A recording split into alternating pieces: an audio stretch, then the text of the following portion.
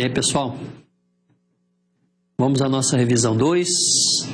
Revisão que você vai ver flash, rapidamente, conteúdo da aula 6, 7, 8, 9 e 10 da disciplina de gestão de compras e suprimentos, as nossas 5 últimas aulas, para te estimular a estudar. Né? Revisão é isso, é para te estimular a estudar. Ok? Rapidamente, então, né? Nós vimos esta aula 6, é uma aula relacionada com gestão de compras. Vamos lembrar que a nossa disciplina ela versa sobre gestão de compras e suprimentos. As primeiras 6 aulas do curso foram relacionadas com gestão de compras.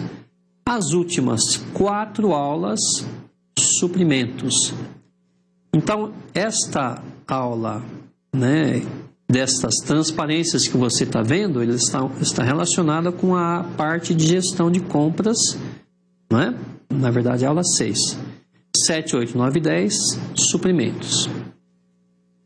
Então, nós vimos lá no finalzinho da gestão de compras que nós temos alguns programas de resposta rápida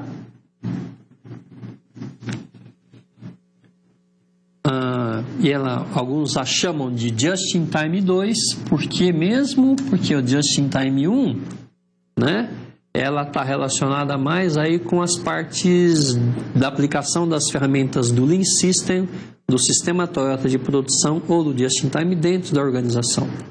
Just-in-Time 2 porque ela expande isso para toda a cadeia de suprimentos, tá certo? E isto, na verdade, traz aquela filosofia de você puxar a produção para quem está mais perto da demanda final, para quem está mais perto do consumidor final. Quanto mais distante do consumidor final, portanto, mais perto lá dos últimos fornecedores de matéria-prima, mais você empurra a produção. Os ciclos são mais longos. Perto da demanda, os ciclos são mais curtos. O varejista quer trabalhar com pouco estoque, eu tenho que rapidamente repor esse estoque, né?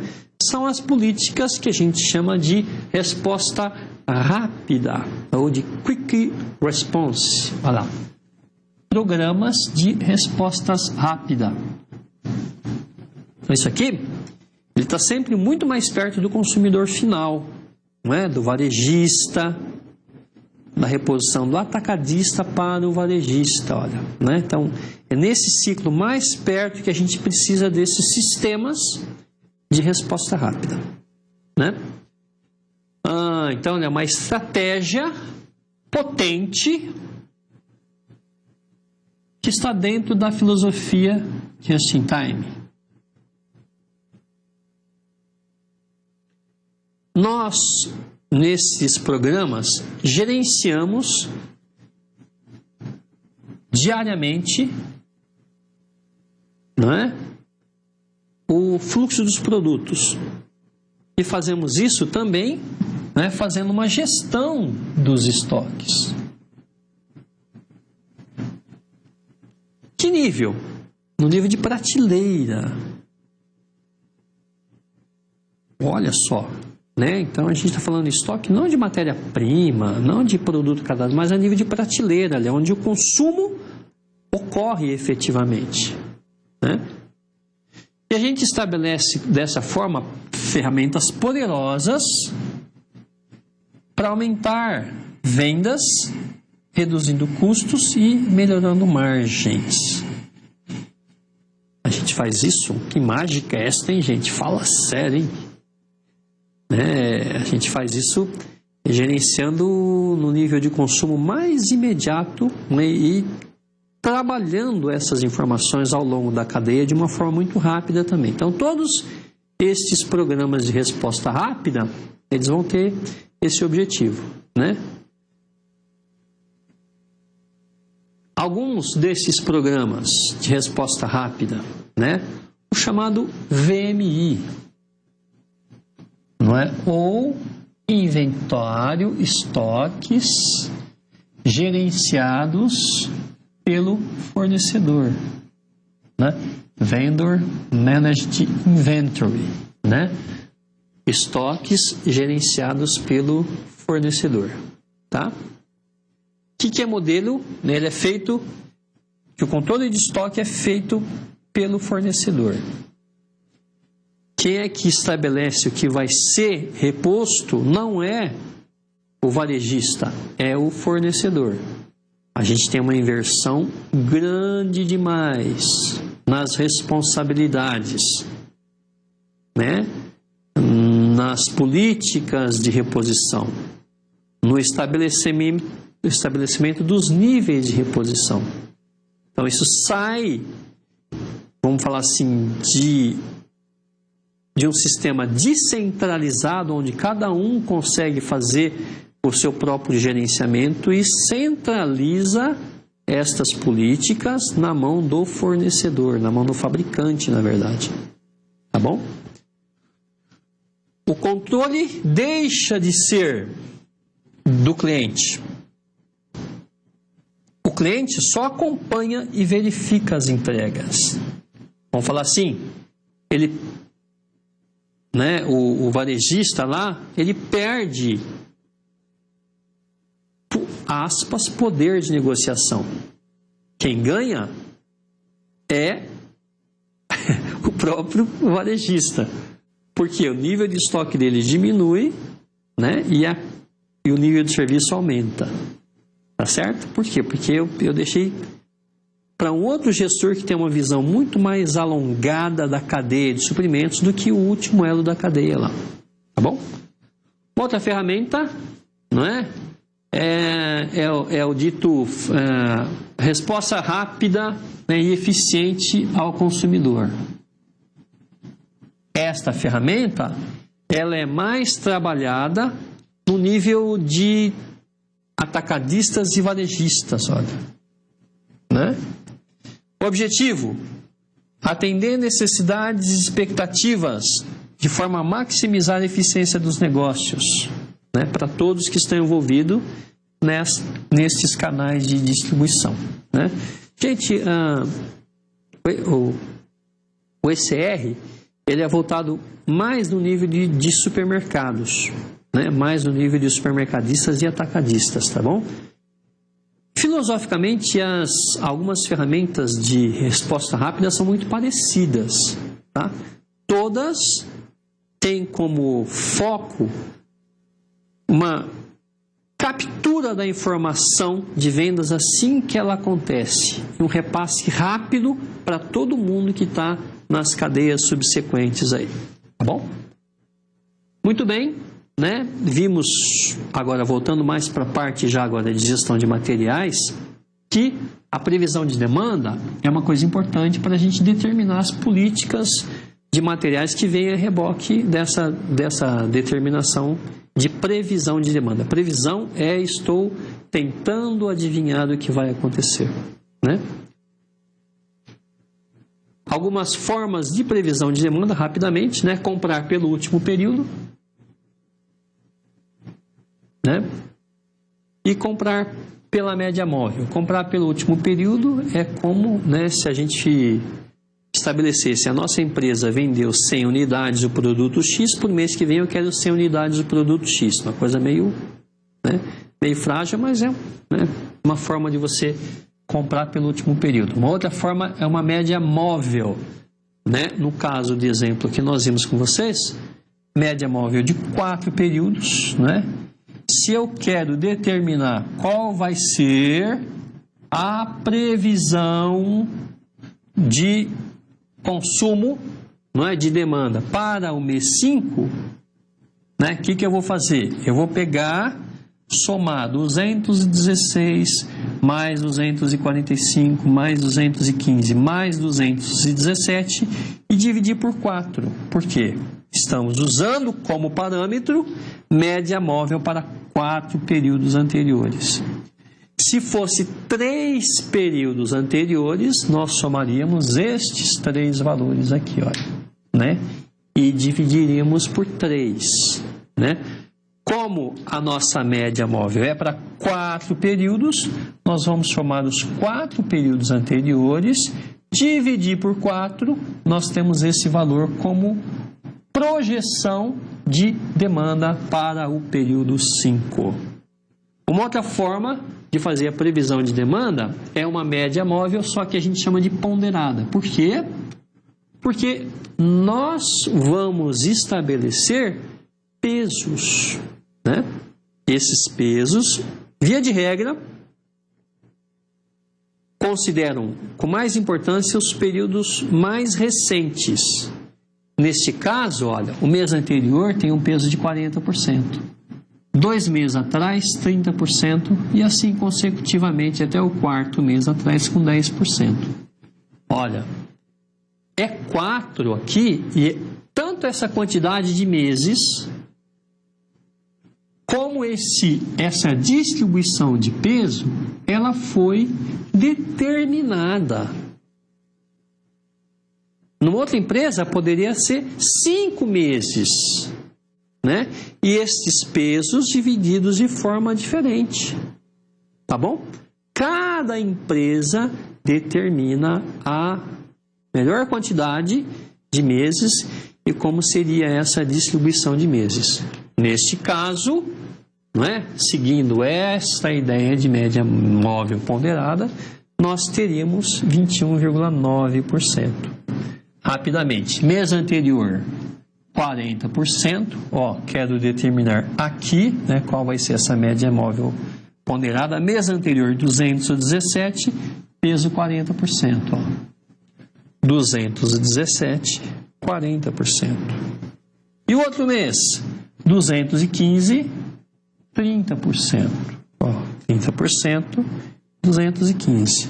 Assim vai, 221,9. Esta é a previsão de demanda para o mês 5, considerando média móvel ponderada de 4 períodos, obedecendo esta distribuição de peso. Tá bom? Formas de você trabalhar a previsão de demanda. Vimos também algumas tendências de demanda, não é? Sazonalidade, não é? Explícita. Tendência de crescimento. Então, o que eu estou fazendo em vermelho, que sai em preto no teu gráfico, na verdade, é uma interpolação que a gente fala, né? E aqui a gente tem uma sobreposição, olha aqui, tanto de sazonalidade como de tendência de crescimento, né? Você pode usar, portanto, de ferramentas estatísticas, né? De ferramentas de regressão linear, de pesquisa operacional, para determinar estas tendências e sazonalidades de demanda. Certinho? Formas, então, de você trabalhar essa previsão, né? Essa antecipação de futuro do comportamento de determinado item. Isso é importante para estabelecimento de políticas de gestão de materiais, né? Para políticas de estoque. Muito bem. Vimos algumas classificações de estoques. Uma classificação importante de estoque que nós vimos com vocês é essa tal de curva ABC, né? Poucos itens, muito representativos, né? No exemplo que nós vimos lá, esses itens A correspondem a 70% do consumo, né? Na ocasião, enfatizei com vocês que geralmente essa relação é 80-20, né? Que é um outro nome da curva de Pareto, da curva ABC, né? Existem algumas outras formas de classificação de materiais.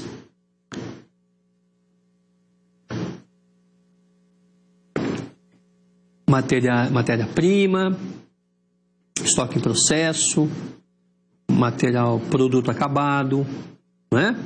Produto em trânsito, produto em consignação. São outras formas de você classificar os materiais. Uma outra forma também que nós vimos é a questão de materiais diretos e materiais indiretos. Materiais diretos, aqueles usados diretamente na produção final de um item. Indiretos, né, exemplo, matéria-prima, aço. Indiretos, eles entram paralelamente, principalmente para atividade de apoio, como, por exemplo, óleo de máquinas, né?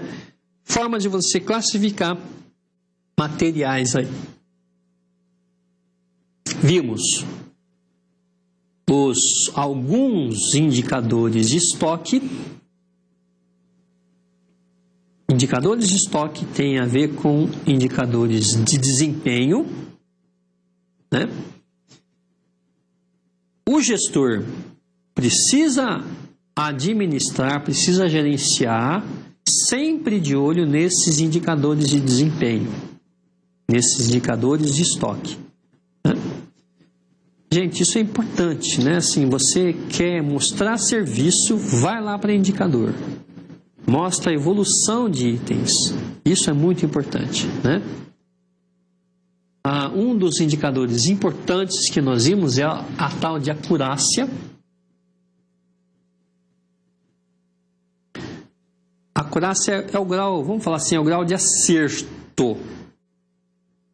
No caso, a gente está usando registros corretos, né, sobre registros conferidos. Sempre a acurácia é em percentual. Tá bom? Ele nunca é um número, ele é um percentual. Ó, a nossa acurácia de registros, né, corretos sobre registros conferidos está em X%. Né, a gente usa muito isso quando a gente está falando em inventários, quando o nosso foco é material. Você pode usar a acurácia, por exemplo, para pedidos de vendas entregues, não é? Quanto que está a nossa acurácia? É pedido de vendas entregas correto sobre pedido de vendas totais. No nosso caso de estoque, é isso aí, olha, né? Sistema, basicamente a gente usa a acurácia nessa forma. O sistema fala que tem, do item XPTO, tem 49 unidades em estoque. A hora que você vai verificar, né? Se tiver 49, legal, tá certinho, ticou, tá certo esse. O item ABCD era para ter 53, a hora que você vai checar tem 52. Opa, errou. Né? A acurácia errada lá. Se você checou dois itens, um está certo, outro está errado, a tua acurácia é de 50%. Tá bom? Óbvio, né? A gente usa, quanto mais, né, acertos, mais confiabilidade a gente tem no nosso sistema, né? O índice mais forte para indicador de estoque é quantidade. Tá bom? Acurácia errado, vou ter problemas em PCP, vou ter problemas em compras, né? Vou ter problema no atendimento do meu cliente lá. Dois outros indicadores importantíssimos: giro, né? Deixa eu ver um negócio aqui, ó. Não, né? Giro e cobertura, né? Giro é quantas vezes o estoque girou num período de tempo. Pode ser mês, ano, etc. Né? Quanto maior o giro, melhor. Né? O giro é o contrário da cobertura. A cobertura é, se eu parar de comprar hoje, durante quanto tempo eu vou poder rodar, né, a minha distribuidora, a minha fábrica, sem comprar. Isso é cobertura. Quando eu tenho uma cobertura de muitos períodos, significa que eu estou muito estocado. Isto não é bom, né? Então, giro é o contrário da cobertura. Acuracidade ou acurácia. Giro, cobertura, três indicadores importantes que tem que estar na ponta da língua dos gestores de materiais, né? Porque eles têm um impacto financeiro grande. É um índice que o pessoal da área financeira vai estar sempre discutindo com o pessoal de materiais, tá bom? Então são índices muito debatidos, né? E o JIT pede para que a gente tenha um alto giro, uma baixa cobertura. Filosofia do JIT, estoque zero. Tá bom? Procurar trabalhar com o estoque menor possível. Políticas de ponto de pedido.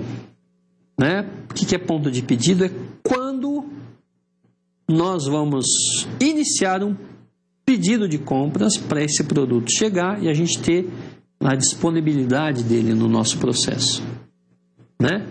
Geralmente são duas políticas abordadas, ponto de pedido, ou reposição contínua por ponto de pedido, e uma requisição periódica, né? De tempos em tempos pré-determinados, nós emitimos um pedido de compras ou uma ordem de compras qualquer. Na ocasião, vimos com vocês que a política mais utilizada é esta daqui, ó, né? Reposição contínua. Atingiu determinada quantidade, starta-se pedidos, né? Starta-se pedidos de compras aí, né? Vimos a questão do estoque de segurança. Trabalhamos fortemente com você este gráfico, que é o chamado de dente de serra, né? Ele representa a curva, que na verdade não é uma curva, é uma reta, não é? De consumo de determinado item, né? Isto aqui é o lote de suprimentos. Esse é o nosso estoque de segurança. Estoque de segurança é sempre uma quantidade.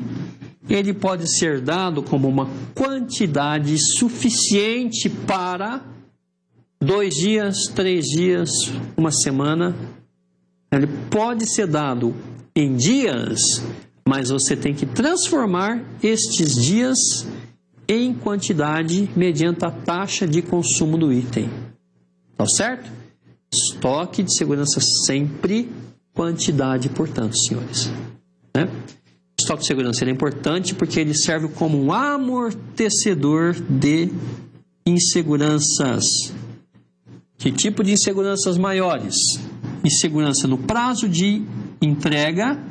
Esse prazo de entrega é o tempo decorrido entre nós pedirmos alguma coisa e ele chegar, né? Então, estoque de segurança, ele é função principalmente do lead time de entregas, do lead time de compras e da curva de consumo. Nós vimos que se o consumo é maior, essa reta vai se comportar desse jeito e a gente tem riscos de desabastecimentos, não é? Quando o meu consumo é maior do que eu tinha previsto. Estoque de segurança vai servir para isso, portanto, senhores, né? Acho que vamos voltar um pouquinho aqui, que acho que é importante, né? A determinação do ponto de ressuprimento, ele é uma quantidade também, não é? Ele significa que, né, o ponto de ressuprimento nosso, olha, ele significa que, atingido este ponto, esta quantidade, o sistema avisa o comprador. Compra determinado item que ele pode faltar, né? Ele avisa o fornecedor, nesta quantidade é emitido um pedido de compras, o tempo corre, né? Recebi o meu produto neste ponto. Eu sei que eu recebi o produto nesse ponto, por quê? Porque neste momento o estoque sai de um nível X e ele chega num nível Y, né? Esse salto é porque o estoque chegou. Ele chegou em qual quantidade? Ele chegou na quantidade Q, que é o tamanho do lote de ressuprimento. Gente, na nossa aula que nós vimos isso, nós fizemos alguns exercícios, eu mostrei para você um exercício. É importante você retomar aquilo, tá bom? Ele traz um aprendizado, assim, para o dia a dia do gestor de materiais, muito importante, muito útil, muito utilizado. Muito bem, né? Depois dessa questão toda de estoque de segurança, nós vimos que, dependendo da empresa, ela vai querer um rigor maior na determinação do estoque de segurança. Dependendo da empresa, quanto maior este rigor, mais ela tem que recorrer a ferramentas estatísticas, né? A ferramentas associadas com variações, com variância, com desvio padrão, não é? Com distribuições normais. Você pode sair de um modelo muito simples de fazer essa determinação, né, do ponto de pedido, a modelos muito complexos. Nós vimos fórmulas cavalares, você tem isso na outra apostila lá. Então vai depender de que política a empresa, na verdade, pretende seguir, de que política de matérias ela quer seguir, né? Mas, se ela quer um nível de atendimento de 85%, por exemplo, significa que eu tenho um risco de 15% de não serviço, né? Então, dependendo de como a gente estabelece este corte, eu vou ter um índice K, né, que ele vai aumentando muito. Se eu quero 100% de confiabilidade, eu vou ter que ter um nível de estoque muito elevado para permitir que nenhum produto venha a ter falta, nenhum produto venha a ter ausência. Certo, gente? As faltas, elas têm um impacto na fábrica, na parte comercial, nos indicadores financeiros e nos indicadores logísticos também. O que se procura é potencializar não só a não falta, mas o capital investido, né? Mais o giro, mas a cobertura. O setor de materiais ele está sempre tenso ali, olha, né? Entre servir bem o cliente, mas ter uma situação financeira adequada dos teus investimentos em capital de giro. Por fim, nós vimos o lote econômico de compras, que é um lote tal que, né, considerando custos de estocagem, né, nesta curvinha aqui, ó, custo de estocagem, e considerando custos de processamento de pedidos, que é esta curva aqui, olha, né? Quando a gente soma estes dois custos, a gente tem esta curva aqui, olha. Esta curva é uma curva que é oriunda da soma do custo de estocagem, do custo de processamento de pedido, mais o custo de estocagem. Quando a gente superpõe esses dois custos, eu vou ter um ponto na curva onde os custos são menores. Olha aqui, ó. Na curva onde os custos são menores, é exatamente esse pontinho aqui, olha. Tá vendo? Custos são menores. Ele determina para mim, se a gente usar esta lógica, o lote econômico de compras. Tantas unidades, né? Entre 300 e 400 unidades. 100, 200, 300, 400 unidades, não é? Ela vai me representar um custo menor possível. Qualquer custo, né, fora deste ponto aqui iria me representar um custo maior. Qualquer ponto, um custo maior. O custo é menor neste ponto aqui no meu lote econômico de compras. Ferramenta que considera